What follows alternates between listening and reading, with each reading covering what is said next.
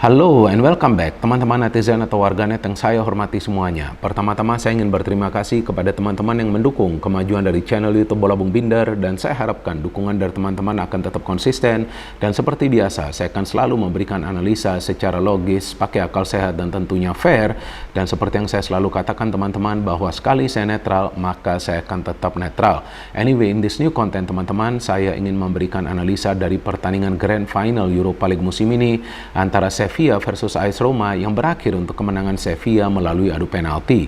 Dengan kemenangan ini berarti Sevilla telah 7 kali menjadi juara dari Europa League, sedangkan untuk pertama kalinya Jose Mourinho kalah dalam sebuah pertandingan final. Saya ada membuat konten preview untuk pertandingan ini kan, dan saya jelaskan di konten tersebut teman-teman bahwa persentase untuk pertandingan ini adalah 50-50, tapi feeling saya Sevilla yang kemungkinan akan menjadi juara. Dan saya kira pertandingan ini akan diselesaikan dalam tempo 120 menit atau sampai ke babak perpanjangan waktu ya, atau extra time.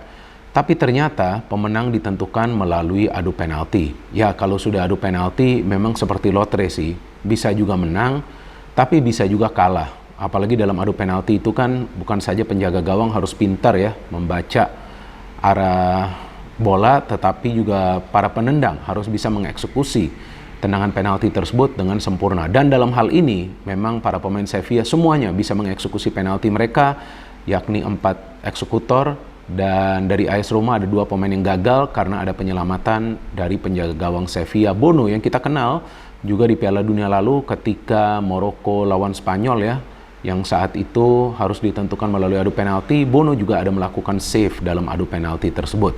Dan seperti yang saya jelaskan juga teman-teman di konten preview, bahwa kemungkinan pertandingan ini akan berjalan ketat. Ternyata bukan saja ketat, tapi juga keras. Karena wasit yang bertugas memberikan belasan kartu kuning teman-teman. Kalau nggak salah total 12 kartu kuning. Dan ada beberapa insiden di atas lapangan yang memang wajar diperdebatkan ya. Mulai dari pelanggaran kepada Ocampos yang dia tidak diberikan penalti. Kemudian juga handball dari Bade yang dianggap itu tangannya berada dalam posisi yang natural sehingga itu bukan handball.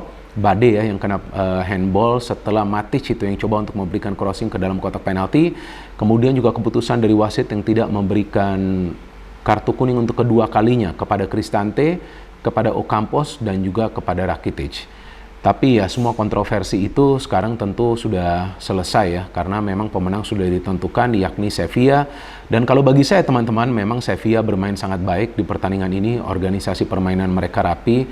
Sebaliknya Roma memang sangat tangguh di lini pertahanan, sulit sekali bagi para pemain Sevilla untuk bisa menciptakan banyak peluang emas di pertandingan ini.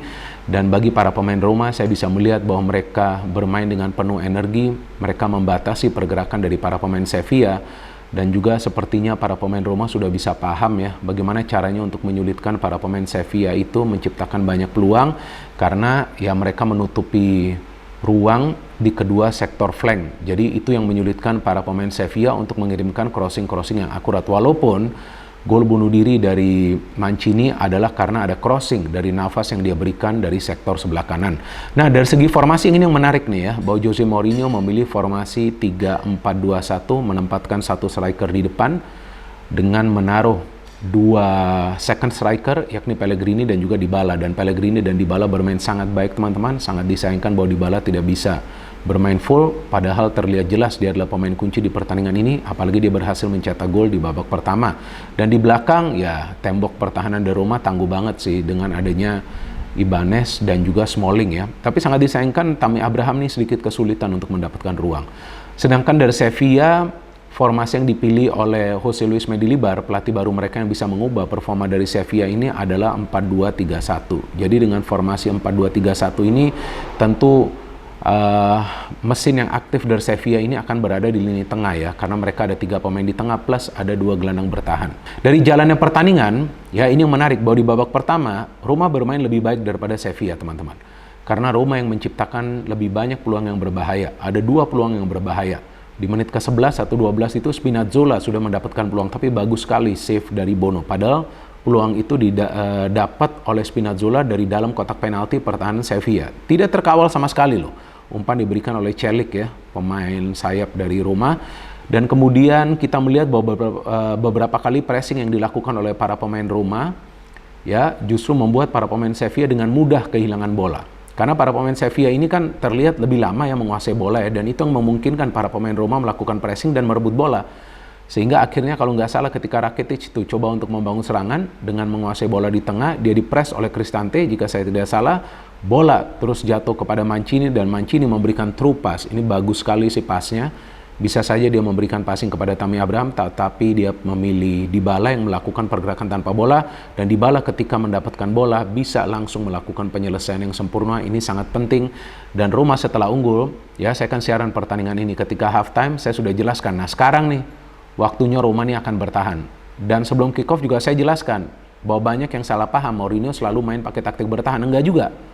Justru ketika skornya masih 0-0, pasti timnya akan menyerang seperti yang dilakukan di babak pertama kan, di pertandingan dini hari tadi. Tapi setelah unggul, pasti akan bertahan mereka. Dan Sevilla itu cuma mendapatkan satu peluang yang berbahaya loh, di babak pertama itu, dari shooting Rakitic yang terkena tiang. Selain itu mereka sulit menciptakan peluang, karena maunya mainnya crossing terus, sebetulnya sudah bisa kebaca oleh para pemain Roma. Nah di babak kedua, memang ketika halftime saya juga menjelaskan ya, ketika siaran langsung bahwa ini harus ada pergantian pemain nih. Dari Sevilla tampaknya Bryan Gil dan juga si Ocampos ini gak jalan, tapi ternyata yang diganti adalah Torres dan juga Bryan Gil. Masuk Suso dan juga Lamela. Nah Suso dan Lamela ini lebih skillful, jadi mereka juga mengandalkan skill individu mereka. Dan tidak lama kemudian ketika babak kedua sudah berjalan, nah ada tuh crossing dari Navas. Navas ini pemain yang bagus ya, napasnya juga napas kuda nih Navas ini, walaupun pemain senior.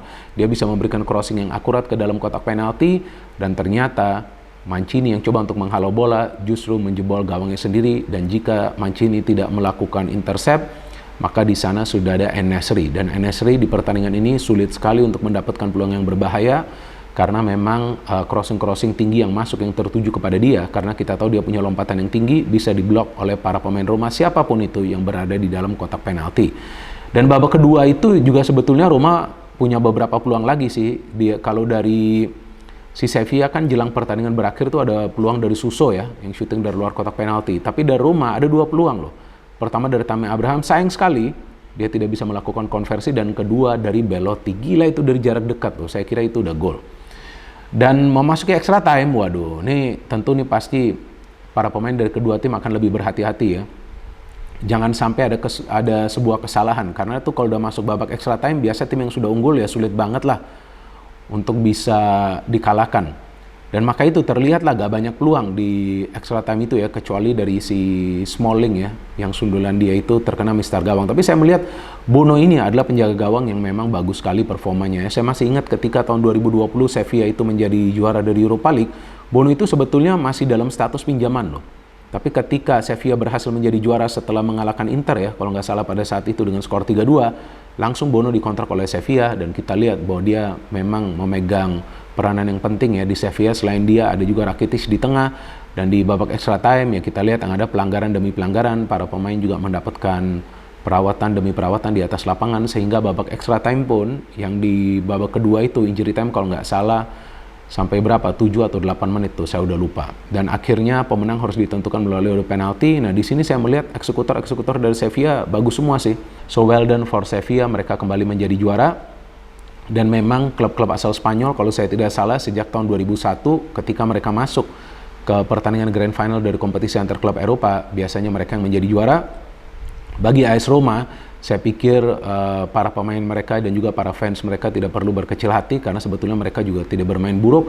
Tapi saya melihat para pemain Roma lebih sibuk ya, dan lebih fokus untuk bisa membatasi pergerakan dari para pemain Sevilla daripada mereka berpikir untuk bisa menyerang ke ruang pertahanan dari Sevilla setelah mereka unggul dengan skor 1-0 dan setelah Sevilla menyamakan kedudukan. Jadi ketika 0-0 saya melihat para pemain Roma lebih agresif untuk menyerang, tapi setelah unggul, apalagi setelah disamakan oleh Sevilla, mereka bermain jauh lebih waspada. Ya memang itu adalah bagian dari taktik Jose Mourinho, tapi kali ini taktiknya tidak berhasil di babak kedua, dan babak perpanjangan waktu hanya berhasil di babak pertama. So well done Sevilla. Ya sekarang tinggal kita tunggu nanti final dari Liga Champions dan juga final dari Conference League ya.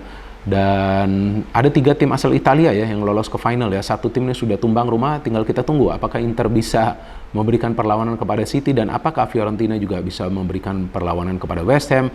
So kita tunggu saja teman-teman 2 pertandingan final lainnya. Dan di pertandingan dini hari tadi, kalau bagi saya Man of the match adalah Rakitic. Dia pemain yang sangat penting di tengah, walaupun dia kehilangan kontrol bola tuh kalau nggak salah, yang memungkinkan Roma menciptakan peluang dan mencetak gol. Tapi sosok dia sangat penting di tengah, dia adalah inspirator, dan memang jelas terlihat para pemain Roma juga coba untuk membatasi pergerakannya, tapi dia sesekali masih bisa memberikan umpan kunci. So kita tunggu saja teman-teman nanti apakah Sevilla akan menghadapi Manchester City atau akan menghadapi Inter Milan di pertandingan UEFA Super Cup. No hate, no politics, only football. Salam sepak bola.